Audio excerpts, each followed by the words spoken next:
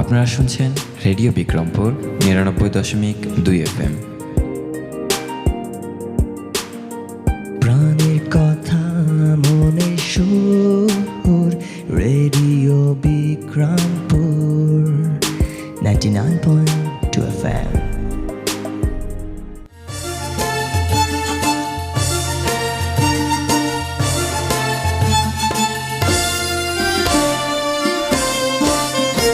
সব জয়ধ্বনি কর, তোরা সব জয়ধ্বনি কর, ওই নূতনের কেতনরে কাল বৈশাখীর ঝড়। তোরা সব জয়ধ্বনি কর, তোরা সব জয়ধ্বনি কর, ওই নূতনের কেতনরে কাল বৈশাখীর ঝড়। তোরা সব জয়ধ্বনি কর, তোরা সব জয়ধ্বনি কর।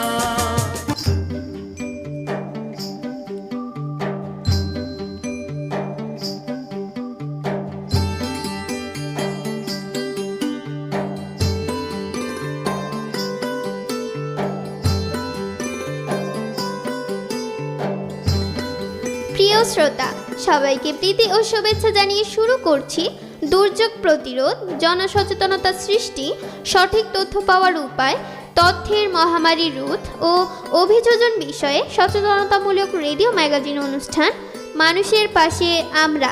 আজ শুনবেন অনুষ্ঠানের ৮ম পর্ব। আমাদের এবারের বিষয় প্রাকৃতিক দুর্যোগ, নদী ভাঙনের কারণ। আজকের পুরো অনুষ্ঠান জুড়ে আপনাদের সাথে থাকবো আমি জেনি। প্রিয় শ্রোতা, আপনারা শুনছেন রেডিও বিক্রমপুর ৯৯.২ FM। অনুষ্ঠানটি আম্বালা ফাউন্ডেশনের সহায়তায় নির্মিত এবং অনুষ্ঠানটি প্রচারিত হচ্ছে রেডিও বিক্রমপুর ৯৯.২ FM এ। আমরা আমাদের অনুষ্ঠানের মাধ্যমে চেষ্টা করব প্রাকৃতিক দুর্যোগ, নদী ভাঙনের কারণ নিয়ে স্থানীয় পর্যায়ে জনসচেতনতা বাড়ানোর। শ্রোতা, চলুন শুনে আসি আজকের অনুষ্ঠানে কি কি থাকছে। অনুষ্ঠানের প্রথমেই থাকছে বিষয়ভিত্তিক একটি কথিকা, তারপরে থাকছে বিষয়ভিত্তিক একটি গান এবং সর্বশেষে থাকছে প্রাকৃতিক দুর্যোগ, নদী ভাঙনের কারণ নিয়ে একটি বিশেষ প্রতিবেদন। নদী ভাঙন এক প্রকার প্রাকৃতিক দুর্যোগ। নদীর সমুদ্রে গিয়ে পড়ার সময় সাধারণত সমুদ্রের কাছাকাছি হলে তীব্র গতিপ্রাপ্ত হয়। তখন পানির তীব্রতরে নদীর পার ভাঙতে থাকে। নদীর পানির স্রোতে নদীর পার ভাঙার এই অবস্থাকেই নদী ভাঙন বলে। প্রিয় শ্রোতা বন্ধুরা, চলুন প্রথমেই আমরা প্রাকৃতিক দুর্যোগ, নদী ভাঙনের কারণ নিয়ে একটি কথিকা শুনে আসি। নদীপাড়ের বাসিন্দাদের কাছে এক আতঙ্কের নাম ভাঙন। দেশে প্রতি বছরই বিস্তীর্ণ এলাকা নদী ভাঙনের শিকার হয়। এতে বসত ভিটা, জায়গা জমি সব হারিয়ে নিঃস্ব হচ্ছে হাজার হাজার পরিবার। রাস্তাঘাট, হাটবাজার, স্কুল কলেজ, মসজিদ, মাদ্রাসা সহ বিভিন্ন প্রতিষ্ঠান নদী গর্ভে বিলীন হচ্ছে। বাংলাদেশ পরিবেশ আন্দোলনের এক জরিপে বলা হয়, ভাঙনে প্রতি বছর প্রায় ৬,০০০ হেক্টর জমি নদী গর্ভে বিলীন হয়। বিশেষজ্ঞদের মতে নদীর গতি রোখার চেষ্টার কারণে নদী ভাঙন ঘটে। নদীতে বাঁধ দেয়া, অপরিকল্পিতভাবে নদীর গতিপথ পরিবর্তনের চেষ্টা নদী ভাঙনের এক অন্যতম কারণ। নদীর পাড়ের ঘাস, কাশবন সহ অন্যান্য বন উজাড় করে ফেললে মাটি দুর্বল হয়ে পড়ে এবং পানির তোড়ে ভাঙন সৃষ্টি হয়। এছাড়া অপরিকল্পিতভাবে নদী খনন বা ড্রেজিংয়ের কারণে ক্ষতির শিকার হয় নদী। আরেকটি বিষয় হচ্ছে দুর্নীতি। নদী ভাঙন রোধে নেয়া বিভিন্ন উদ্যোগে দুর্নীতির অভিযোগ রয়েছে। দেখা যাচ্ছে যে প্রক্রিয়ায় এবং যে ধরনের দ্রব্য ব্যবহার করে নদীর পার মজবুত করতে বলা হয়, দুর্নীতি করতে গিয়ে তা করা সম্ভব হয় না। ফলে সরকারি উদ্যোগ থাকলেও বাস্তবে তা তেমন সহায়ক হয় না। নদী ভাঙন রোধে সরকার প্রচুর বিনিয়োগ করছে। পানি উন্নয়ন বোর্ডের মাধ্যমে নদীর তীর রক্ষায় ও বাঁধ নির্মাণে প্রচুর অবকাঠামো গড়ে তোলা হয়েছে। তবে বিনিয়োগ অনুপাতে সুফল পাওয়া যায়নি।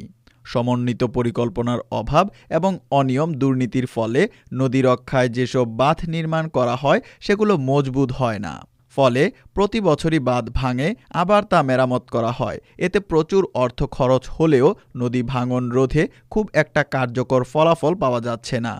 শরীয়তপুর, চাঁদপুর ও মুন্সিগঞ্জ জেলায় গত 2 বছরে তীব্র নদী ভাঙন দেখা গিয়েছে। এই 3 জেলায় এবারও নদীর তীরবর্তী এলাকায় ভাঙন দেখা যাচ্ছে। মুন্সিগঞ্জের পদ্মা ও ইছামতি নদীর ভাঙনে শতাধিক বাড়িঘর এবং প্রায় ৩০ একর ফসলি জমি নদীগর্ভে বিলীন হয়ে গেছে। হুমকির মুখে রয়েছে বিভিন্ন শিক্ষা প্রতিষ্ঠান, আশ্রয় প্রকল্প, মসজিদ, মাদ্রাসা সহ অর্ধশতাধিক বসতবাড়ি। দিশেহারা নদী তীরবর্তী গ্রামবাসী। পদ্মা নদীর পানি কমতে শুরু করলে এ ভাঙন ভয়াবহ রূপ নিতে পারে। নদী ভাঙন এলাকায় জিও ব্যাগ ফেলে রোধের চেষ্টা করা হচ্ছে। শ্রোতা, এতক্ষণ শুনলেন বিষয়ভিত্তিক কথিকা। এবার শুনে আসা যাক বিষয়ভিত্তিক একটি গান।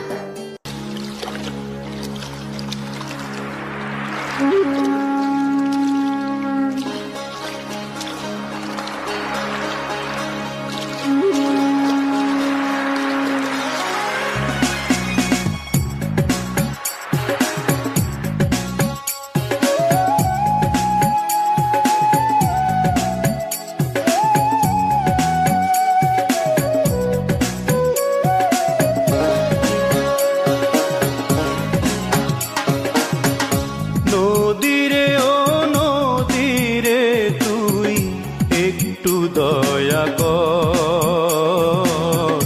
ভাঙিস নায়ার বাপের ভিটা বসত বাড়ি ঘর।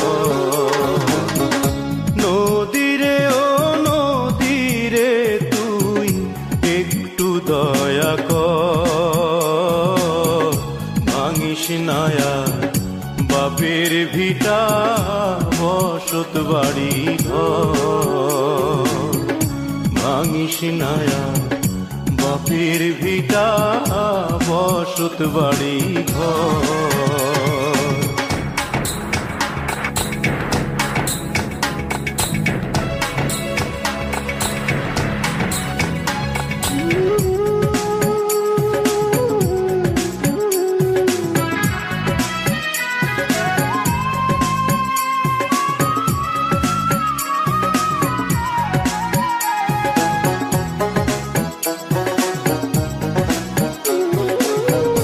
চাঁদের হাসি ছিল আমার সোনার সংসারে,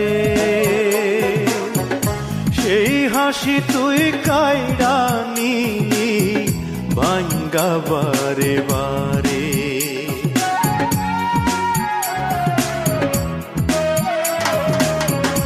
চাঁদের হাসি ছিল আমার সোনার সংসারে, সেই হাসি তুই কাইড়া নিলি ভাঙ্গা বারে বারে। ও তুই এই তো ভাঙলি গেল বছর, এই তো ভাঙলি গেল বছর ধান কাউনের চর। ভাঙিস নায়ার বাপের ভিটা বসত বাড়ি ঘর। ভাঙিস নায়ার বাপের ভিটা বসত বাড়ি ঘর।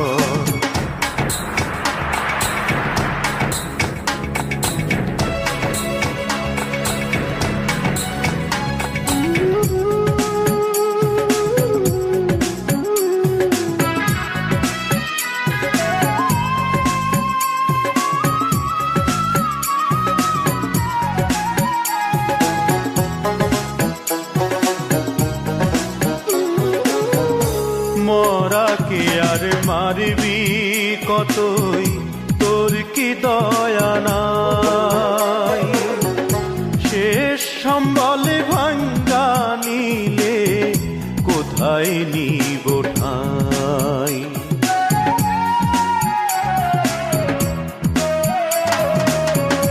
মরাকে আর মারবি কতই, তোর কি দয়া নাই?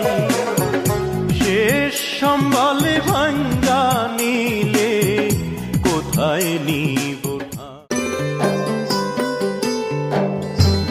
শ্রোতা বন্ধুরা, এতক্ষণ শুনছিলাম বিষয়ভিত্তিক একটি চমৎকার গান। এবার শুনে আসা যাক প্রাকৃতিক দুর্যোগ নদী ভাঙনের কারণ নিয়ে একটি বিশেষ প্রতিবেদন। নদী ভাঙলে কিছুই থাকে না, নদী কোনো চিহ্নও রাখে না। নদী জলের আলপনায় আঁকা থাকে হারিয়ে যাওয়া বসতবাড়ি আর জমি জিরাতের ছবি, যা দুঃস্বপ্ন হয়ে ভাসে সব হারানো মানুষের বিষণ্ণ বিবর্ণ মুখের বলিরাখি। চোখের সামনেই বিলীন হয়ে গেছে পৈতৃক ভিটেমাটি, সব নিশ্চিহ্ন হয়ে গেছে উত্তাল মেঘনার করাল গ্রাসে। হরিরামের কপালে তাই দুশ্চিন্তার ভাঁজ। আমাদের বাড়ি ছিল ওই মেঘনা সাইডে, 10টা ভাঙার পরে আমরা এখন এখানে আছি বর্তমান। এবার নদীটা আমাদের ভাঙতে ভাঙতে ফকির করে লেতে দিচ্ছি। এই সাইডে ছিল আমাদের বাড়ি, আরও হাজার হাজার ফ্যামিলি ছিল, সব নদী ভাঙি বিলীন হয়ে গেছে। আমার মনে হয় না বর্ষাকালে আমরা থাকতে পারবো, যে এই ভেরিটাও চলে যাবে। দক্ষিণ উপকূলে মেঘনার বাতাসে ভেসে বেড়ায় এমনই অগণিত সর্বশান্ত মানুষের হাহাকার। ঘরবাড়ি, বসতভিটা, চাষাবাদের জমি সবই গেছে মেঘনার বুকে। এখন তাদের মাথার উপর চাল নেই, পায়ের নিচে নেই এক টুকরো নিজের জমিন।